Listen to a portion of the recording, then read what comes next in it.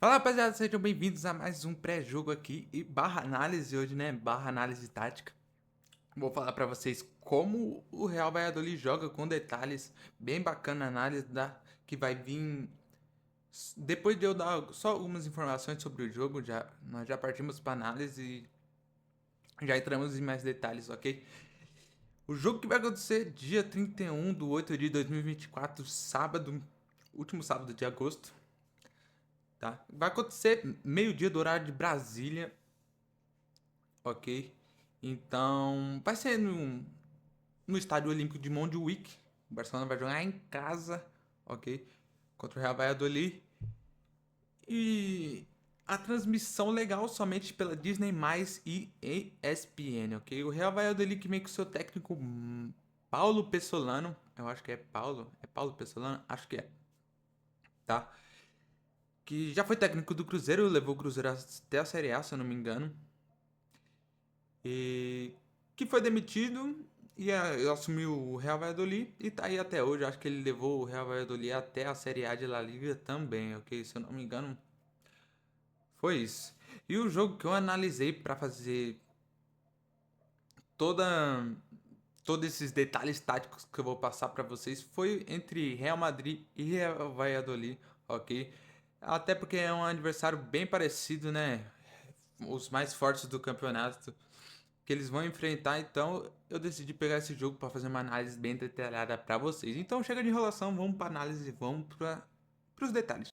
Então vamos ver como o Real Valladolid se defende de bloco baixo. Seu desenho defensivo em bloco baixo é o 4-1-4-1, certo? Com uma linha de 4 mais compacta, jogadores mais próximos aqui nessa primeira linha. Com uma linha de um jogador só aqui nas entrelinhas, a segunda linha. Uma terceira linha com 4 jogadores um pouco mais espaçadas, até porque conta com esse volante também para proteger essa zona central. Como vocês podem ver, o ponta e o meia bem mais próximos pelos dois lados, ok? E mais uma linha de um jogador só. Tanto o desenho defensivo quanto a postura que o Real Valladolid adota ajudam a manter essa zona de paz para o adversário, ou seja, bastante liberdade na origem da jogada para o adversário, ok? Então, como o Real Valladolid adota uma postura de posicionamento e paciência, né? Esperam mais o adversário tentar infiltrar no bloco ou tentar acelerar essa jogada para pressionar o portador. Então deixam essa zona de paz bem grande, essa zona de tranquilidade para o adversário ficar com a bola. E como eu disse, não só a postura que o Real Valladolid adota de posicionamento e paciência, mas também o desenho defensivo ajuda para isso acontecer. Por quê? É um desenho defensivo relativamente com bastante amplitude e relativamente pouca profundidade, ou seja, tem muitos jogadores em uma linha e poucas em outras para empurrar esse adversário um pouquinho mais para trás. Por exemplo, tem bastante jogador nessa terceira linha, igualmente na primeira, né? Mas nessa terceira linha protegendo mais as amplitudes do campo do que essa profundidade empurrando o adversário para trás. Ou seja, se fosse, por exemplo, um 4-3-3 onde os pontas estariam mais fechados aqui e um pouco mais à frente dessa linha de meio campo, empurrariam esse adversário um pouquinho mais para trás e mesmo que o Real Valladolid continuasse adotando essa postura de posicionamento e paciência, empurrariam o adversário um pouquinho mais para trás e não dariam tanta liberdade. Pelo menos essa zona de paz seria cortada, tá? Não teria tanto espaço na origem da jogada igual tem nesse desenho defensivo, ok? Então, essa zona de paz seria um pouquinho menor. Quando a bola está sendo trabalhada pelo lado direito da defesa do Real Valladolid, sendo trabalhada pelo adversário, né? Técnico Paulo Pesolano coloca o seu ponta esquerda para proteger a inversão, praticamente fazendo uma linha de 5 com a linha defensiva aqui, tá? Protegendo bastante a amplitude para proteger da jogada de inversão que o adversário pode tentar. Então, caso o adversário inverta a jogada, vai ter sempre o ponto esquerdo aqui protegendo essa jogada, sendo o primeiro a chegar na marcação ou tentando impedir também da bola chegar aqui na amplitude, tá bom? Ainda falando do lado direito da defesa do Real Valladolid, quando o adversário se arma para tentar aproximar do bloco ou tentar acelerar a jogada, tentar um passe ou uma condução por dentro do bloco, uma infiltração, seria acelerar a jogada por dentro ou por fora do bloco até aqui nas amplitudes, né? Mas quando domina essa bola pelo meio aqui, mais perto do bloco, e se arma para acelerar a jogada, o meia por aquele lado sempre vai pressionar o portador da bola, tá? Independente de quem seja.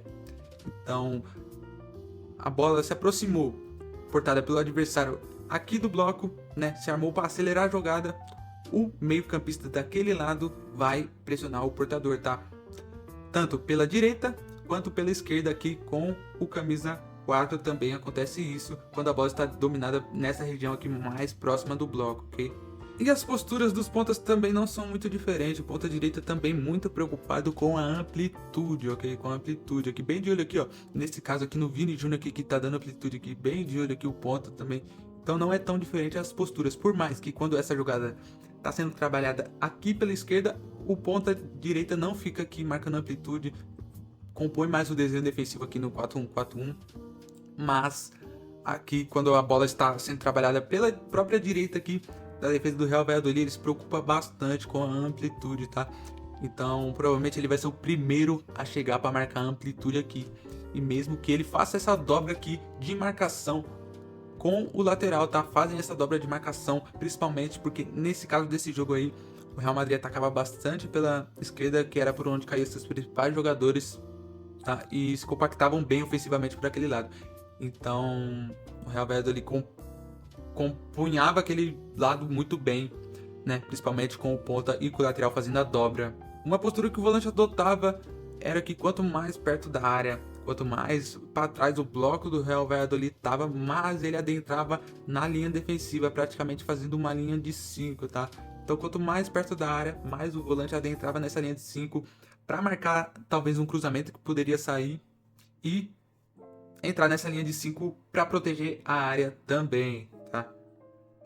E quem marcava as entrelinhas, nesse caso aqui, ele já está adentrado aqui nessa linha defensiva, e quem marcava as entrelinhas era normalmente quem estava mais próximo da linha defensiva, e já que nesse caso aqui ele estava mais próximo aqui da linha defensiva de quem estava ocupando as entrelinhas do adversário, né? Ele aqui estava fechando essa opção, né? E caso o Vini Júnior dominasse essa bola ou fosse acionado, ele daria o bote, apertava, fechava a marcação por ali. E acontecia com quem estivesse mais próximo, né? Quem da linha defensiva estivesse mais próximos aqui e quem estaria ocupando do adversário as entrelinhas, pressionava, marcava, fechava aquela opção, tá? Como nesse caso aqui, o zagueiro, aqui já é o zagueiro compondo aqui, fechando essa opção das entrelinhas, aqui o Vini Júnior ocupando de novo as entrelinhas e o zagueiro apertando aqui, fechando essa opção de passe, tá? Nesse caso aqui, o lateral, onde o Vini Júnior ia dominar essa bola, o lateral já se acionando para pressionar, para dar o bote, para fechar, para recuperar essa bola, tá? Para fechar esse espaço.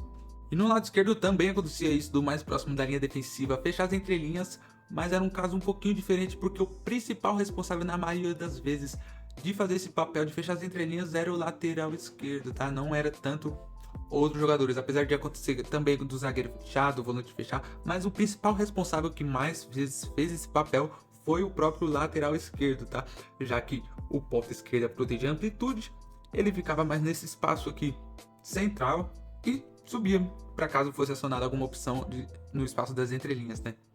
Na recuperação de bola em bloco baixo, as táticas de recuperação de bola em bloco baixo do Real Valladolid eram acionadas principalmente quando um adversário tentava infiltrar o bloco conduzindo a bola, tá? Então formavam essa zona de guerra, ou seja, 3 jogadores ou mais, no caso aqui 4 jogadores, fechando, apertando para recuperar a bola do portador, tá? Nesse caso aqui o Vini Júnior tentando arrancar e 4 jogadores aqui fechando essa zona de guerra para pressionar e recuperar essa bola do portador, ok? Tanto pela direita isso acontecia, quanto pela esquerda também aqui, ó, 5 jogadores fechando essa zona de guerra, o Nobre recuando, o ponta fechando, o meia fechando, o volante fechando, o meio do outro lado fechando essa zona de guerra e pedindo o portador carregar por dentro do bloco, fazer uma jogada individual ou achar um passe, tá? Recuperar essa bola, fechar essa zona de guerra, apertar o portador e recuperar a posse aqui em bloco baixo. Era principalmente nessas ocasiões de condução por dentro do bloco que fechava essa zona de guerra. O Real Valladolid não era tão proativo, tá? Era uma tática mais composta ali, só pressionava em casos de tiro de meta ou bolas paradas, mas era uma tática de recuperação bem composta, ou seja, era muito mais reativo do que proativo, tá? Então só pressionava em casos de tiro de meta ou bolas paradas ali na defesa, um lateral talvez pressionava, mas não era comum nem em bolas recuadas de pressionar, tá bom? Eram mais em bolas paradas mesmo, então era uma tática bem composta, pressionava bem às vezes mesmo, bem às vezes, e de resto corria para se recompor no seu desenho defensivo na maioria das vezes, ok? Fazia um perde pressiona também, tá? Quando o adversário recuperava a bola, fazia um pressiona bem rápido também, mas também já corriam depois para se recompor no seu desenho defensivo, não ficavam muito tempo no pressiona, ou seja, quando o adversário recuperava a bola, imediatamente alguém ia pressionar, alguns jogadores iam pressionar, se não desse certo, se faziam a recuperação no seu desenho defensivo lá atrás em bloco médio.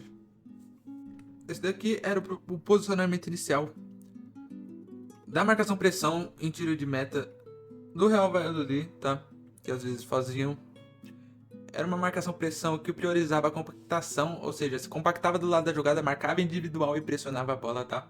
Aqui pelo lado direito e aqui pelo lado esquerdo. Como podem ver, a marcação bem encaixada aqui individualmente, cada um marcando o seu. E um jogador livre na inversão do adversário, não se preocupava muito na inversão da saída de bola do adversário, tá? Nos tiros de meta, na saída de bola, tentavam principalmente a saída por lançamentos, tentando ganhar a segunda bola ali, tá?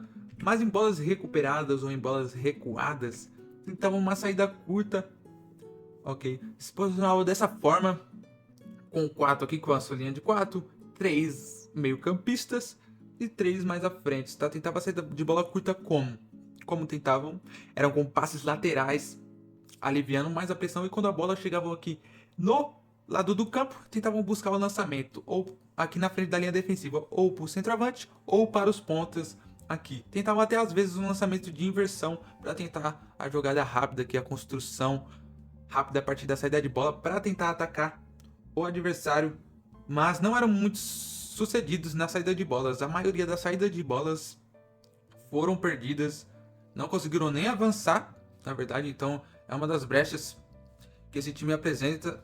A saída de bola não é tão bem feita, né?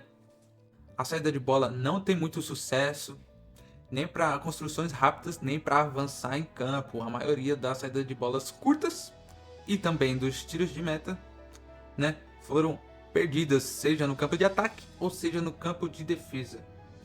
No ataque posicional, ou seja, quando o adversário estava em bloco baixo e o Real Valladolid tentava atacar, não eram muito bem sucedidos. A maioria das chances são de potencial baixo, principalmente porque perdiam muitas bolas no campo de ataque, nem ataques tentados tinham. E a maioria das chances que tiveram das tentativas foram com potencial baixo, quase nenhuma chance clara, somente uma infiltração que foi uma chance clara, mas de resto somente chance de potencial baixo e até com volume de tentativas muito baixo, porque não conseguiu avançar em campo, ok? Como eu disse lá na saída de bola, a maioria das saídas de bola eram perdidas, então não conseguiam muito avançar em campo e o volume, e tanto o potencial quanto o volume eram baixas. E a principal forma, pelo menos as principais em volume de ataque, eram os contra-ataques, tá? Os contra-ataques que eles armavam a partir aqui da defesa, quando recuperavam essa bola, tentavam sair diretamente em velocidade para tentar um contra-ataque, tá? E como, né? Deixando alguns jogadores fora da área, tá? Como um gatilho de contra-ataque. A maioria dos jogadores que entravam na área, né, para disputar a bola, para marcar dentro da área, eram jogadores da linha defensiva e o volante que adentrava nessa linha defensiva, tá? Então, a marcação fora da área, a marcação dentro da área era feita por esses jogadores e os outros, praticamente a linha de 4 do meio campo, né, iria ficar mais fora da área para tentar puxar esse contra-ataque. Aqui o ponta esquerda tá dentro da área, mas a maioria das vezes ele ficava aqui também para puxar esse contra-ataque, correr, verticalizar, tá? Os contra-ataques também não foram muito bem sucedidos, mas foram muito mais alimentados do que outros tipos de jogadas. Aqui, uma representação até melhor do que a última, né? Aqui, os quatro, a linha de 4 fora da área aqui, ó, e a linha aqui de 5 praticamente, né? Contando com o volante dentro da área para marcar, se aproximando dentro da área.